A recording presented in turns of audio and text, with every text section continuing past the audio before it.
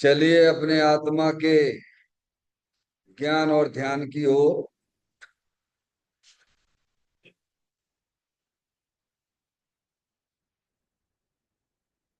अपने चंचल मन को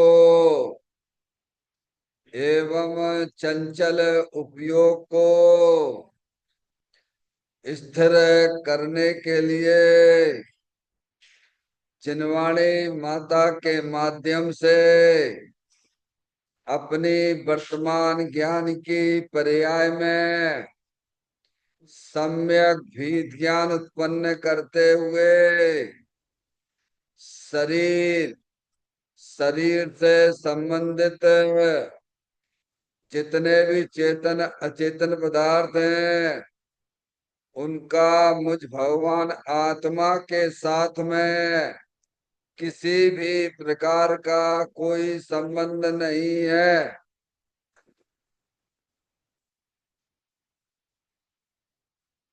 इस प्रकार समस्त पर पदार्थों में अपने संबंध की वृत्ति को छोड़ते हुए अंदर में जो अखंड ज्ञान ज्योति स्वरूप भगवान आत्मा है उसमें ही वर्तमान पर्याय का संबंध जोड़ते हुए कि मेरा यह भगवान आत्मा सदा काल शरीर आदि पर पदार्थों से भिन्न एकमात्र अखंड ज्ञान ज्योति स्वरूप है।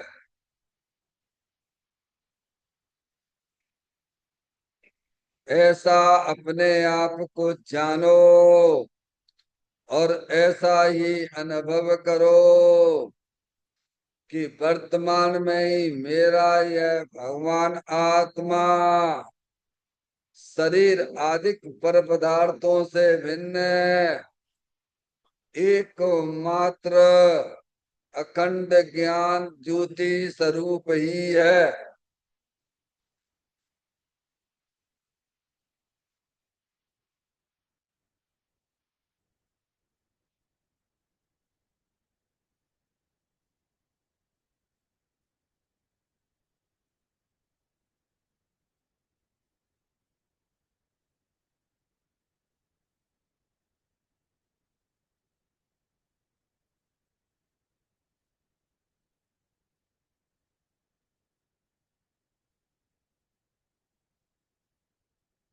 इसी प्रकार से संसार अवस्था में आत्मा की पर्याय में जो विविध प्रकार की पुण्य पाप के परिणाम दिखाई देते हैं वे समस्त परिणाम पर द्रव्यों की लक्ष्य से होने वाले भाव हैं।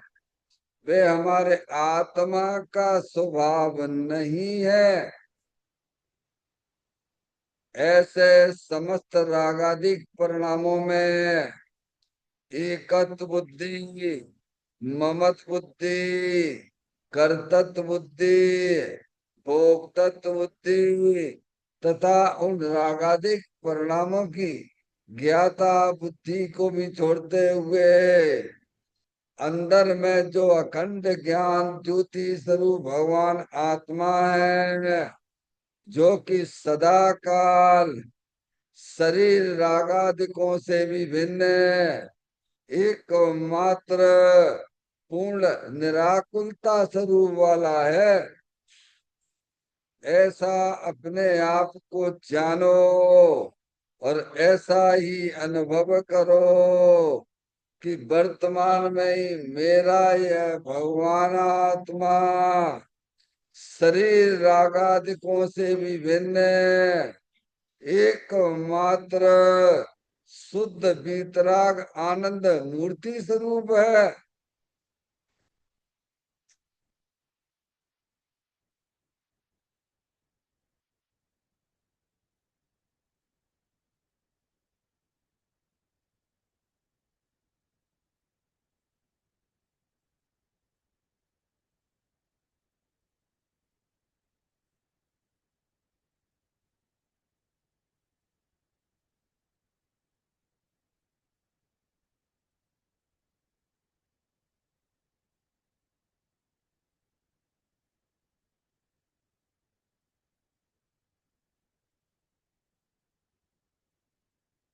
इसी प्रकार से संसार अवस्था में आत्मा की पर्याय में जो पर के लक्ष्य से होने वाला ज्ञान है, वह परलक्षी ज्ञान भी हमारे आत्मा का स्वभाव नहीं है।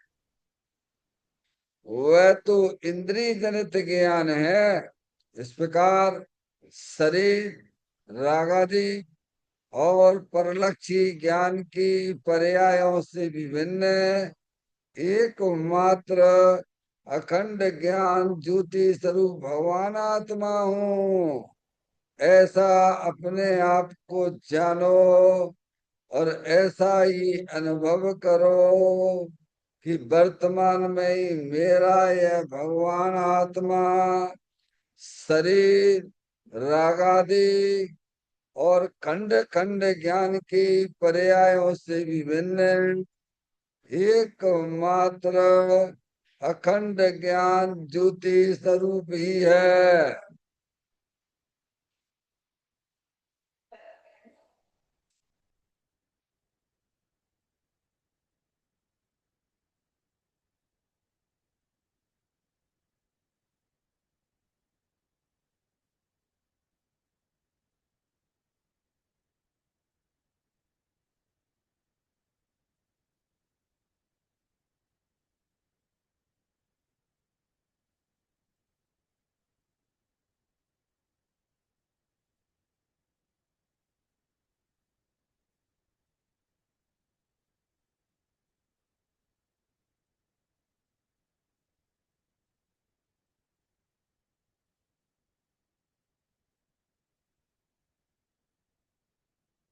तरह कर्म भाव कर्म नो कर्म रहित शुद्धात्म स्वरूपो मेरा ये भगवान आत्मा सदा काल शरीर आदि नौ कर्मों से भिन्न है। मेरा ये भगवान आत्मा सदा काल ज्ञान वर्णादि 8 कर्मों से भी भिन्न है। मेरा ये भगवान आत्मा सदा काल मोह राग देश भाव कर्मों से भी भिन्न है। इस प्रकार द्रव कर्म भाव कर्म नो कर्म तीनों कर्मों से रहे मैं तो एकमात्र परम पवित्र शुद्धात्म स्वरूप हूँ।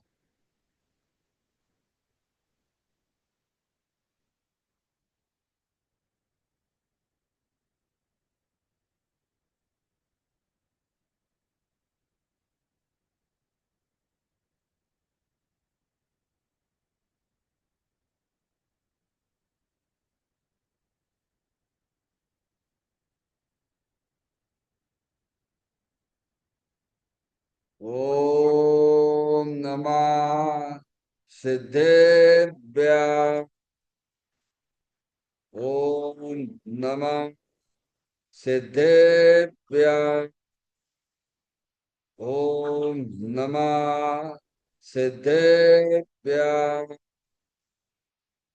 चिंतामणि सम स्वयं का चैतन्य तत्व महान है।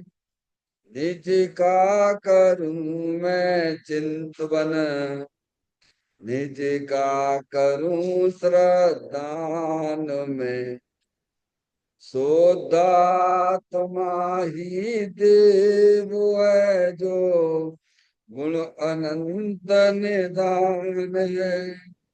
मैं स्वानुभव में देख लूं आत्मा स्वयं भगवान है। मैं स्वानुभव में देख लूं आत्मा स्वयं भगवान है। लिम्मण जान परिठिया कम कलंकिड़यी अपाल दौजेण परूं ते परम पड़वी सब करम मल्लिका नाश करवरु प्राप्त कर निज आत्मा जो नीन निर्मल ध्यान में नम कर निकल परमात्मा सब नाश कर घन गात अरवरे अंत पद को पालिया कर नमन उन जिन देव को ये काप पथ अपना लिया।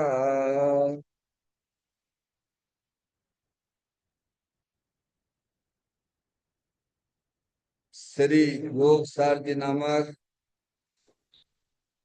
परम आध्यात्मिक ग्रंथ स्वाध्याय हेतु में विराजमान है। आज से 1400 वर्ष पहले इस महान पवित्र ग्रंथ की रचना दिगंबर संत योगेंद्र महाराज जी हुए हैं। उन्होंने इस महान पवित्र ग्रंथ की रचना की और उन्होंने इस ग्रंथ का नाम योग सार जी रखा। योग सार जी का सीधा सा अर्थ है मुक्ति के मार्ग में। योग का मतलब जोड़ होता है, किसका किसके साथ में जोड़ करना। तो अरिहंत परमात्मा कहते हैं कि अपनी वर्तमान शुद्ध ज्ञान की पर्याय का अंदर में जो अपना त्रिकालिक ध्रुव भगवान आत्मा जो कि सदा काल द्रव्य कर्म भाव कर्म नो कर्म से रहे एकमात्र अखंड ज्ञान ज्योति स्वरूप है। ऐसे गायक प्रभु परमात्मा में अपनी वर्तमान शुद्ध ज्ञान की पर्याय का संबंध जोड़ने का नाम योग है, जिसे शास्त्रीय भाषा में सम्यक दर्शन सम्यक ज्ञान भी कहते हैं। और चैतन्य भगवान आत्मा में ही अपनी वर्तमान पर्याय को मग्न कराना, लीन करना, उसमें स्थिर करना, उसे सार कहते हैं, यानी सम्यक चारित्र कहते हैं। तो योग सार क्या हो गया? सम्यक दर्शन, सम्यक ज्ञान, सम्यक चारित्र वाली निर्मल पर्याय, पवित्र पर्याय, जो अपने आत्मा के आश्रय से ही प्रकट होती है, इसे योग सार कहते हैं। और इसे ही अरिहंत परमात्मा मोक्ष मार्ग कहते हैं। इसी का नाम धर्म है। देखिएगा योग सार ग्रंथ के माध्यम से हम और आप यहाँ पर 84 नंबर की गाथा का स्वाध्याय चल रहा है। इस गाथा का जो मूल विषय है रत्नात्रय का स्वरूप बताया जाएगा। रत्नात्रय का स्वरूप का मतलब होता है धर्म का स्वरूप बताया जाएगा। समय में अनंत काल हो गया इस आत्मा ने आज तक धर्म किया ही नहीं है। क्या कि धर्म किसे कहती है, कैसे होता है, इसे खबर तक नहीं है।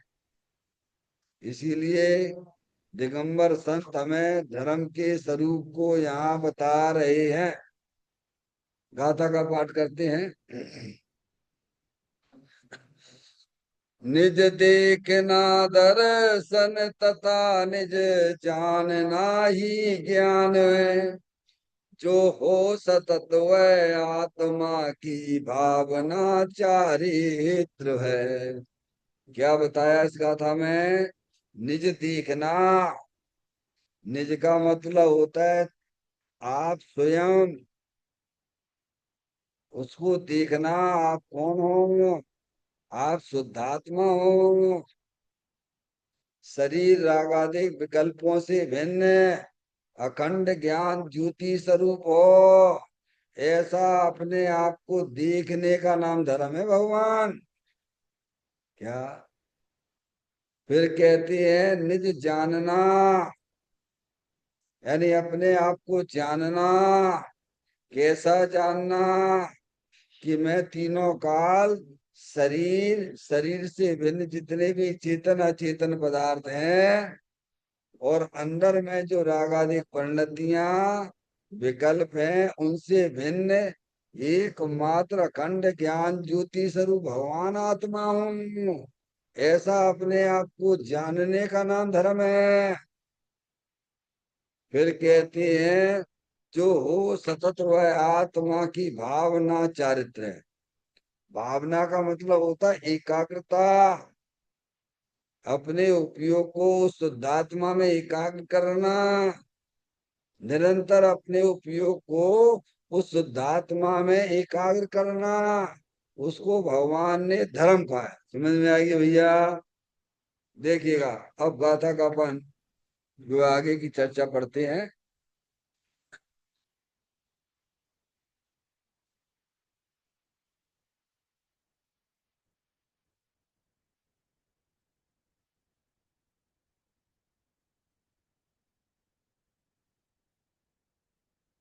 क्या राग आत्मा के स्वभाव की खान में पड़ा है, जिसे आत्मा करे? वास्तव में यदि आत्मा राग का करता हो तो पूरा द्रव्य विकारी हो जाए, परंतु ऐसा नहीं है। इसीलिए राग का कर्ता आत्मा है ही नहीं। माता जी, क्या बताया जा रहा है? इन दो लाइनों में क्या बात आती है? तो पहले तो उन्होंने आत्मा बताया, ठीक है, आत्म वस्तु क्या है, और फिर राग की बात की उन्होंने। जो निरंतर दुखी रहते हैं, पर्याय में निरंतर दुखी, उसे राग बोलते हैं, उसे आश्रम तत्व बोलते हैं। राग जितना भी है सब परावलंबी तत्व है, आश्रम तत्व है। दो चीजें समझ में आ गई। आत्मा बताया यानी आपका वास्तविक स्वरूप बताया, और राग बताया। दोनों चीजें भिन्न भिन्न है। क्या वो भिन्न भिन्न नहीं होते तो दो के नाम पे नाम कैसे दो है? आत्मा और राग, क्या कहा उन्होंने? समझ में आया भैया? दो है, जैसे आप और हम। आप अलग हो और मैं अलग हूँ। समझ में आया? तभी तो दो बने, आत्मा और राग। आगे बात समझ में है? तो आत्मा क्या है? तो उन्होंने कहा कि राग आत्मा के स्वभाव की खान में पड़ा है। पड़ा है क्या? राग आत्मा के स्वभाव की खान में पड़ा है। राग, राग यानी आकुलता वाले परिणाम जो निरंतर आपकी आत्मा में पड़े, हर समय हो रहे, संसार अवस्था में राग हो रहा है। तो समझे यार? क्या वो आत्मा की अंदर पड़ा हुआ है क्या? अरे दो भिन्न है ना भाई।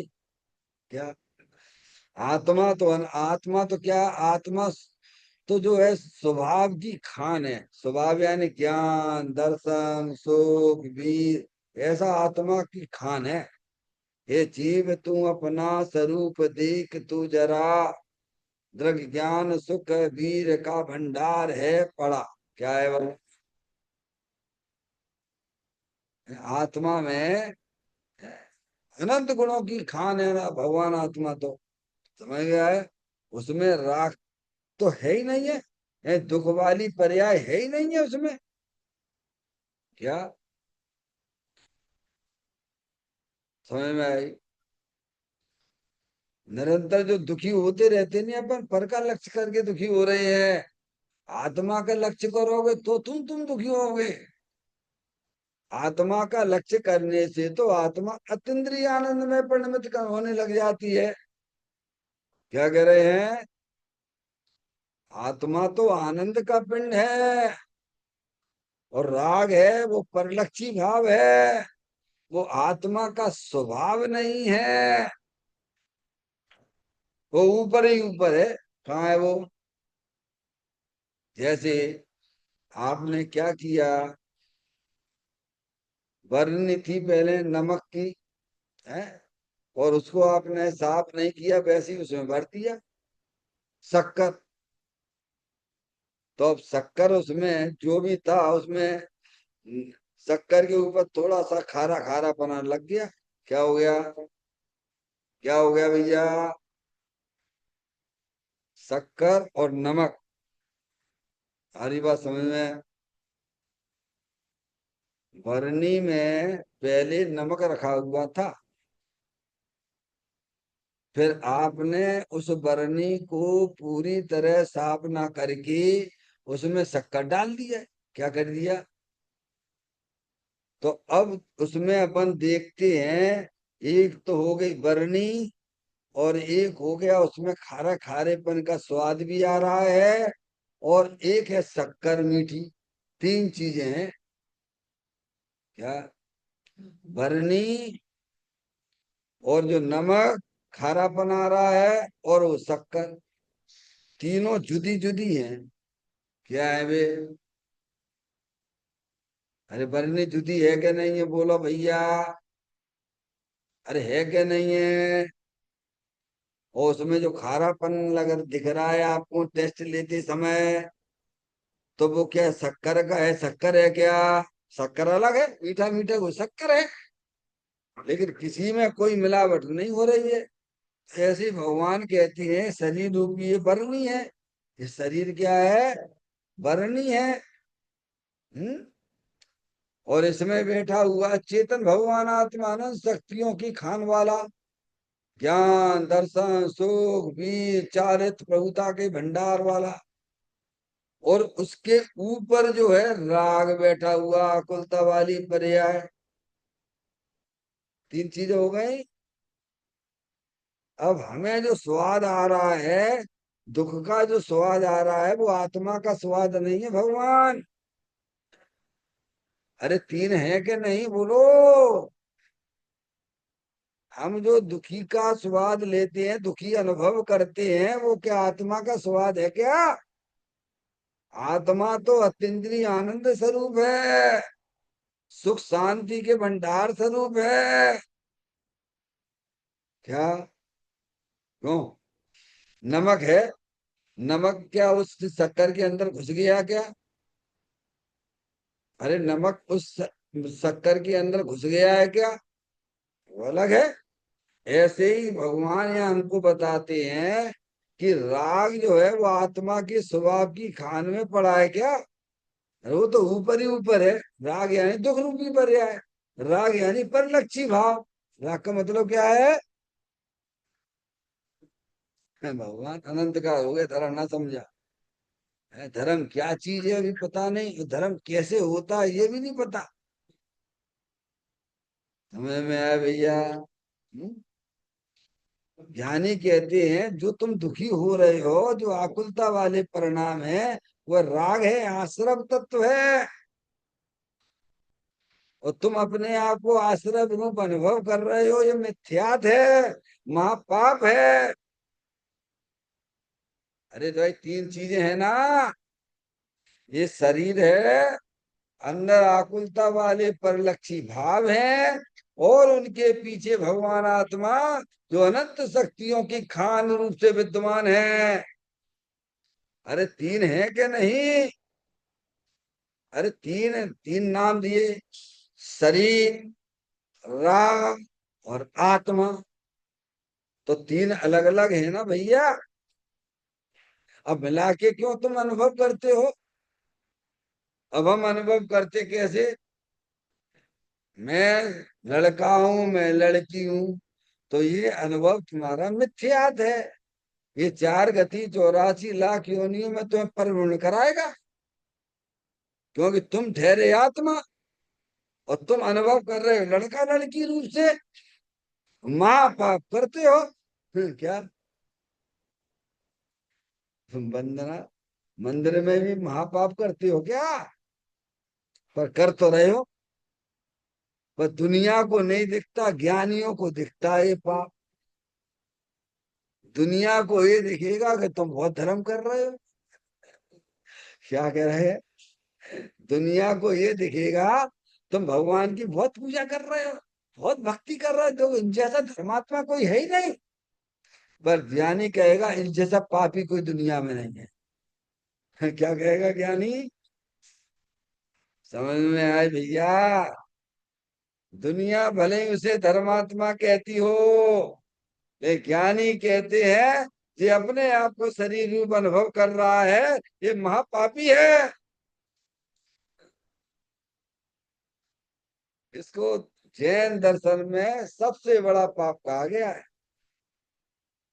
सबसे बड़ा पाप मिथ्यात्व वाला पाप है, अपने आप को शरीर रूप अनुभव करना, अपने आप को राग रूप अनुभव करना, ये सबसे बड़ा पाप है। क्योंकि आत्मा में ना तो शरीर है और न राग है, तीनों भिन्न भिन्न है। समझ में आई भैया? हम्म? अब ये पाप नहीं दिखता ज्ञानियों को। वंदना। और ज्ञानी को सब दिखता है, क्योंकि ज्ञानी को सब खबर है। हम्म? तो क्या राग आत्मा के स्वभाव की खान में पड़ा है? हम तो माता जी यही देखते रहते हैं हमेशा कि हमारे आत्मा में कितनों कितनों दुख आ रहा हो, कितनों कहां से निकलता चल रहा है, कितना भरा पड़ा हुआ है। क्यों वंदना? है कितनों अपनी आत्मा में कितना हमारे निरंतर आ रहा है, दुख ही दुख निकलते रहते, दुख ही दुख निकलता है, तो आत्मा में क्या वो दुख पड़ा है क्या? अरे भैया राग होता है दुख वाली पर्याय तो मात्र एक समय की होती है, ध्यान रखिएगा। वो कोई आत्मा के अंदर नहीं है। जैसे वो आपको जो खारेपन का जो स्वाद दिख रहा है शक्कर खाते समय, वो ऊपर ही ऊपर है। वो खारापना जो है वो शक्कर के अंदर नहीं घुस गया, भगवान घबराना नहीं। क्यों? तभी हमारी माता बहनें हैं, आपको पता होगा, वो शक्कर का बूरा बनाती हैं। क्या बनाती हैं? क्या बनाती हैं? समझ में आया? और फिर जब पूरा आ गया, और फिर आप खा के बताओ या में है या में, अरे होता तो भाई साहब वो फिर अलग नहीं हो सकता था, वो तो ऊपर ही ऊपर था। ऐसे ज्ञानी हमें समझाते हैं कि जो आकुलता वाली पर्याय है, एक तो तुम्हारा पर पे लक्ष्य पड़ा हुआ है, इसीलिए भी हर समय नई नई उत्पन्न हो रही है। वे उत्पन्न होते समय भी वे आत्मा के अंदर नहीं है। क्या कहा? हम्म? लेकिन हमारी दृष्टि खोटी है, क्योंकि अनादिकाल से हम अज्ञानी हैं, हमें वस्तु स्वरूप का पता नहीं है। तो हमें तो यही लगता है कि हमारे राग कितने दुख कितने हमारे आत्मा में भरा पड़ा है। वहां इसका निषेध किया जा रहा है। इसका क्या कह रहे हैं? इस शब्द में इस बात का निषेध आया है। जो अज्ञानी जीवों को ये लगता है कि मेरे जैसा दुखी कोई प्राणी नहीं है। समझ में आया भैया? भगवान कहते हैं अरे भैया वो राग तो ऊपर ही ऊपर है। देखो अभी आप बोल रहे थे कि नहीं बोल रहे थे? हूँ स्वतंत्र निश्चल निष्काम, ज्ञाता दृष्टा आत्म राम। मैं वह हूँ जो है भगवान, जो मैं हूँ वह है भगवान। अंतर यही ऊपरी जान, बे विराग या राग वितान। हम्म? क्या बोला अभी आपने? हम्म? ये राग ऊपर ऊपर है, ये कोई आत्मा के अंदर प्रवेश नहीं कर गया भगवान।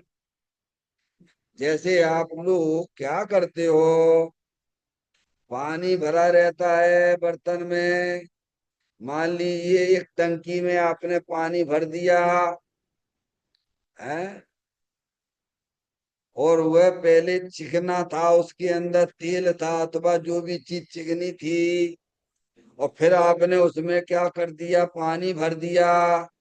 तो वो चिकनाट जो दिख रही है आपको ऊपर ही ऊपर है, कहाँ दिख रही है? पानी भरने के बाद जो चिकना चिकना पना दिख रहा है, पानी और चिकनाट जी कैसे आ गई हैं माता जी? पानी अलग है, चिकनाट अलग है कि नहीं? बोलो भैया। हैं? समझो। फिर आप क्या करो, एक काम करो, खूब से मिलाने की कोशिश करो। 24 घंटा क्या करना? अरे अब क्या करना, वो पानी के ऊपर जो चिकनाहट तुम्हें दिख रही है, उसको एक काम करो माता जी। क्या करो कि बाय खूब उसे मिलाने की, जैसे लोग दूध नहीं पिलाते बाहर में, है वो चुकट्टे के अंदर दूध नहीं पिलाती है, तो ऐसे फेंटते, कैसे क्या फेंटती है मैं माता जी देखा, ऐसे लिया ऐसे, और फिर ऐसे, और फिर ऐसे, और फिर ऐसे कैसे करती हैं, फेंटते हैं ना। और फिर उसको जो है मिट्टी के है चुकट्टा में, मैंने चुकट्टा बोलते हैं क्या कहा, यहाँ क्या बोलते हैं? सकोरा समझ में आया। और फिर उसमें दूध भर के देता है, वो क्या करता है, ऐसे ही आप क्या करो, पानी के ऊपर जो चिकनाट है उसको ऐसे फेंटो, क्या करो, ऐसे ऐसे कर फेंटो, और फेंटते रहिए, इतना फेंटिए कि दूध पानी और चिकनाट एक हो जाए। अरे होगी क्या, क्योंकि दूध अलग है, पानी अलग है, और चिकनाट वो अलग है। दोनों चीजें भिन्न भिन्न हैं, वे कभी मिल सकती नहीं है। समझ में आया भैया? ऐसे ही आत्मा की पर्याय में जो भी परिलक्षी भाव राग के परिणाम शुभ अशुभ होते हैं, वे राग हैं, और राग है वो आग है, और आत्मा आनंद स्वरूप है, शीतलानंद है। आग का शीतल का क्या मेल है भगवान? राग आग दहे सदा, ताते समामृत से ये, चिर भजे विषय कसाय, त्याग निज पद वे ये। हम्म? अपने आप को शरीर रूप अनुभव नहीं करना, राग को देख के राग रूप अनुभव नहीं करना। मैं तो चेतने सत भगवान आत्मा हूँ, जानने देखने की खान हूं मैं, ऐसा अनुभवन करना। कैसे देखना अपने आप को? शरीर से संयुक्त नहीं देखना, राग से भी संयुक्त नहीं देखना, क्योंकि शरीर और राग रूप आत्मा कभी होता नहीं है। शरीर और राग रूप अनुभव करना ये बहुत बड़ा पाप है, इससे बड़ा दुनिया में कोई पाप होता नहीं है। अरे ज्ञानी कहते हैं वो सप्त व्यसन से भी बड़ा पाप है। क्या कह रहे हैं भैया? हिंसा झूठ चोरी कुशील परिग्रह से भी बड़ा पाप अगर कुछ है, तो अपने आप को शरीर रूप अनुभव करना, शरीर रूप अपने आप को देखना,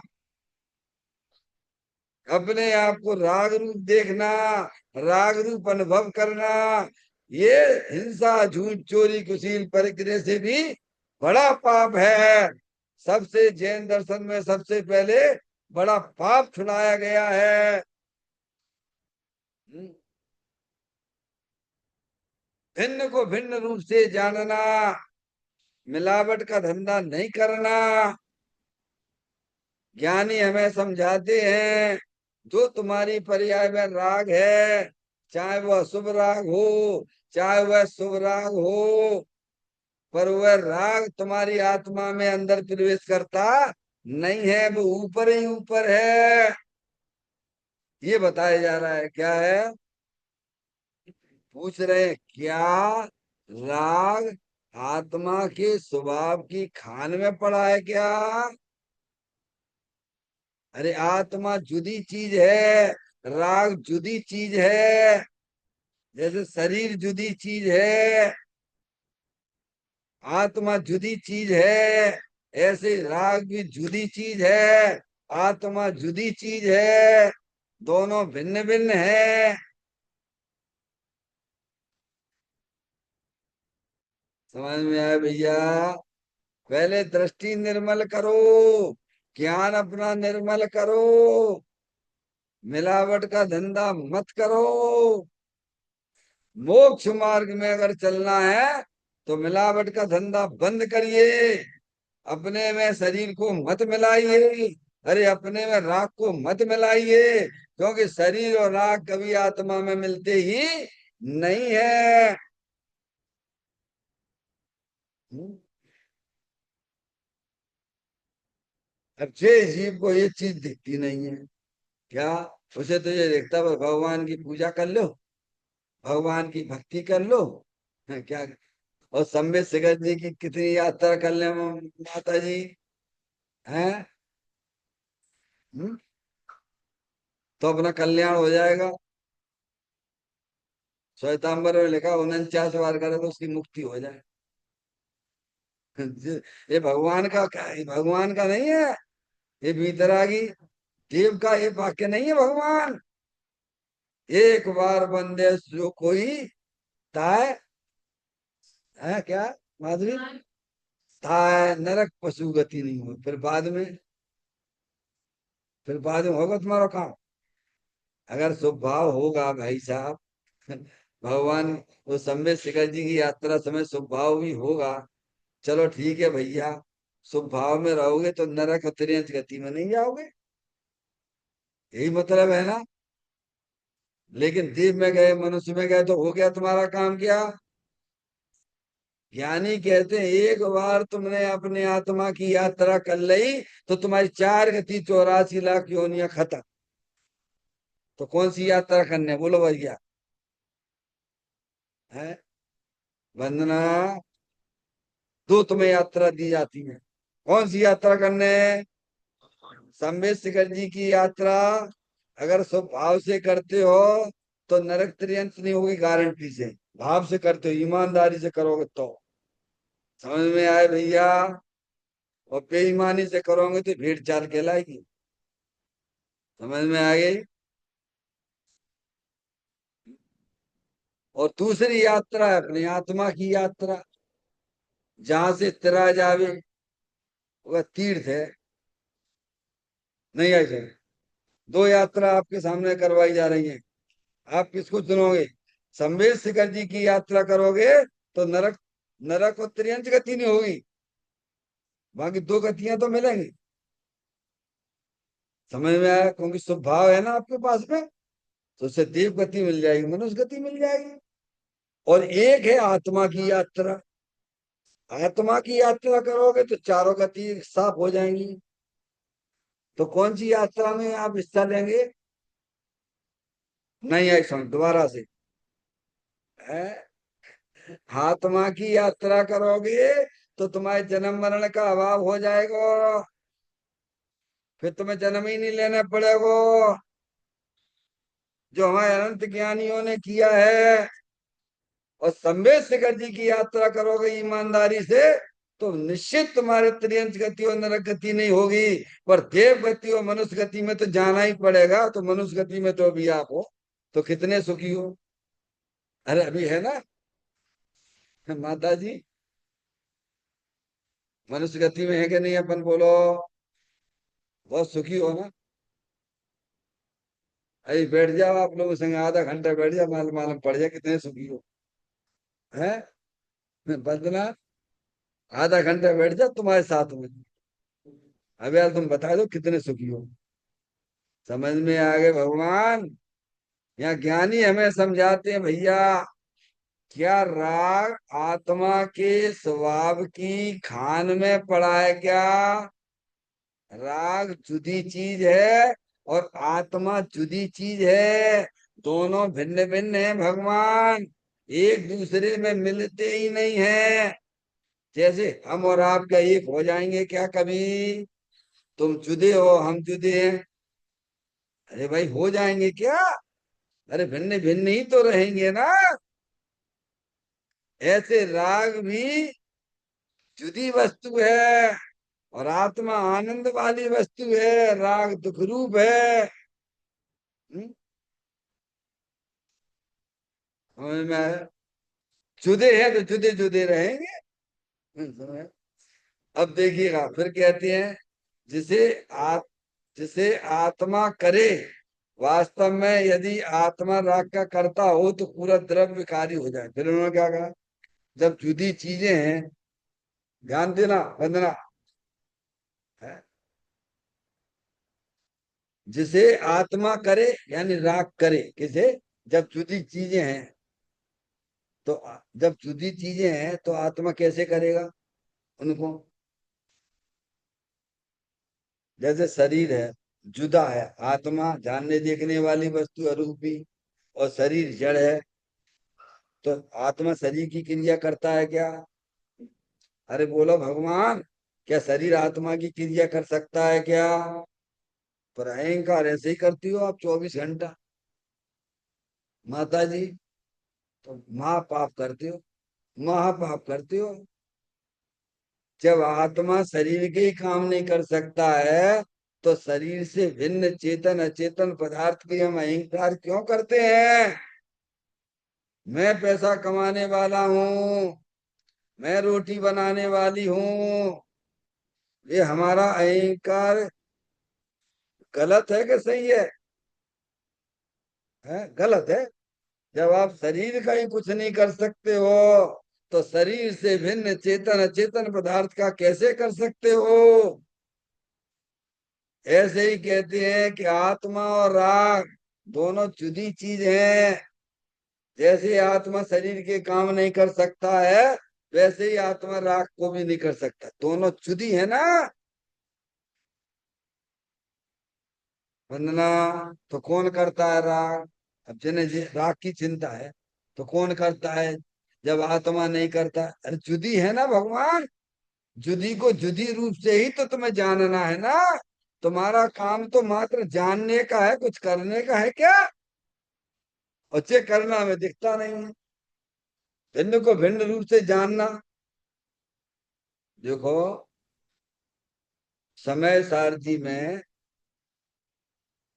आचार्य कुंद देव ने और उनके टीकाकार आचार्य अमृतचंद देव ने, समझ में आया भैया? दो आचार्य हैं, उन्होंने ज्ञान ही प्रत्याख्यान क्या क्या कहा? प्रत्याख्यान की पर त्याग, प्रत्याख्यान मतलब त्याग, ज्ञान ही प्रत्याख्यान है। आपने भिन्न से भिन्न भिन्न भिन्न जाना तो ये आपका बहुत बड़ा त्याग हो गया, मिथ्यात्व का त्याग हो गया तुम्हारा। क्या हो गया? सबसे पहले जनवाणी में किसका त्याग कराया गया बोलो? ये त्याग का तुमने कभी नाम ना सुना हो जिंदगी में? बाकी पर पदार्थों के त्याग को आप त्यागी समझ बैठते हो। वंदना, जिनवाणी में सबसे पहले मिथ्यात का त्याग कराया गया है, क्योंकि मिथ्यात के वशीभूत होकर यह जीव 4 गति 84 लाख योनियों में परिभ्रमण करता है। तो मिथ्यात भाव का त्याग कैसे होता है? जुदी को जुदी रूप से जानना, जानना ही प्रत्याख्यान है। ये सबसे बड़ा त्याग है माता जी। क्या? जैसे है, आपके यहाँ पे कोई मेहमान आए और गलती से उसके कपड़े आपके उस बाथरूम में चले गए धोने के लिए, फिर क्या हो गया? गलती से है, और आपको मालूम पड़ गया, तो आप कितना साबुन लगाओगे वहां में और कितनी रुचि से धोगे बोलो? अरे बोला भगवान है। जैसे ही जानकारी होती भैया ये तो अपने परिवार का नहीं, है तो गलती से आ गया, तो कितनी रुचि से धोगे आप, कितना बढ़िया साबुन लगाओगे, फिर फॉर्मेलिटी जैसी काम होंगे, कैसे होंगे? तो हो गया ना त्याग। ऐसे ही अनादि काल से ये आत्मा शरीर को अपना जान रहा था, मान रहा था। आज जैनन देव परमात्मा के माध्यम से ये ज्ञान हुआ कि शरीर तो भाई साहब मेरी चीज है, ये तो कर्म की चीज है, तो कितनी सेवा करोगे जाके। अरे बोलो। आत्मा ने ये समझा कि राग तो कर्म की चीज है, कोई मेरी चीज थोड़ा है, तो बोलो उसको राग का पक्ष कितना होगा। अरे बोलो, क्या उसे शरीर का पक्ष होगा क्या, उस आत्मा को क्या राग का पक्ष होगा। पर शरीर रहेगा, राग रहेगा, पर राग का राग टूट जाता है, शरीर के प्रति राग का राग टूट जाता है, पर राग तो रहता है। इसे कहते हैं मिथ्यात्मकता, ज्ञान ही प्रत्याख्यान है। क्या है, आगे बात समझ में। तो उन्होंने ये फिर कहा, जब राग आत्मा की खान में नहीं है, वो तो भिन्न चीज है, तो फिर आत्मा उस राग का कर्ता हो सकता है क्या, नहीं हो सकता। दोनों भिन्न भिन्न है, कैसे हो सकता है। अब देखना, वास्तव में यदि आत्मा राग का कर्ता हो तो पूरा द्रव्य विकारी हो जाए। क्या हो जाए, हो जाएगा कि नहीं हो जाएगा। क्योंकि आत्मा को उस राग रूप परिणमन करना पड़ेगा। क्या करना पड़ेगा, पूरा का पूरा आत्मा। कैसा, अब अरिहंत भगवान है, अरिहंत भगवान की पर्याय में राग है क्या, है। तो संसार अवस्था में तो था, तो राग भिन्न ही तो था, नहीं ऐसे में, तो फिर राग में आत्मा हो जाता उनका, फिर वो वहां बीतरागी कैसे हो गए वे, भिन्न था तो भिन्न ही रहा है। या पूरा आत्मा रागी के इतने सिद्ध परमात्मा होते क्या, बताओ। आप जो हरिहंत परमात्मा हैं, सिद्ध परमात्मा हैं, उनकी माला जपते हो आप लोग, उनकी पूजा करते हो, तो वे रागी द्वेषी की करते हो क्या आप, कौन की करते हो, वीतरागी की करते हो। समय में रागी की कोई पूजा करे, करे पूजा क्या। राग तो ऊपर की चीज थी, वो निकल गया, ऊपर ही ऊपर था। जैसे कोई व्यक्ति होते नहीं, माधुरी है, 6 उंगली वाला होता है, देखा 6 उंगली वाला, छंगा, जिसको बोलते छंगा, क्या बोलते हैं, वो तो एक्स्ट्रा है, क्या है। और छंगा शोभा देता है क्या, है। अपनी बच्ची की शादी तुम छंगे से करोगे, अरे करोगे क्या, उसका नाम ही छंगा है, उसका नाम ही छंगा है, बताओ। है वो उस, हाँ, शोभा को प्राप्त होता है। ऐसे हाथ होने चाहिए ऐसे लोगों को, है, सुनेंगे नहीं आप। ऐसे ही आत्मा जो है वो एक, एक वो अच्छा शोभा नहीं देता है, आत्मा के लिए राग शोभा नहीं देता है भगवान। तुम्हें कोई रागी कहे, द्वेषी कहे, तुम्हें अच्छा लगे, अरे कैसी बात कर रहे हो, मैं तो भगवान जैसा हूँ, इतराग आनंद मूर्ति स्वरूप हूँ। समझ में आए, एक्स्ट्रा, राग एक्स्ट्रा, राग आत्मा, उसका राग आत्मा में नहीं अंदर, और राग है, जब भिन्न है, दो है, तो राग का भी आत्मा करता कैसे हो सकता है। फिर क्या, वास्तव में यदि आत्मा राग का करता हो तो पूरा द्रव्य विकारी हो जाए, क्या हो जाए, तो राग रूप परिणमन कर जाए, तो परिणम करता है क्या, आत्मा शरीर रूप परिणमन तो करता नहीं, आत्मा राग रूप भी परिणमन नहीं करता है। अरे राग तो छोड़ो, अरे आत्मा पर्याय रूप भी परिणमन नहीं करता है भगवान। ये बात तो सुनी नहीं होगी जिंदगी में।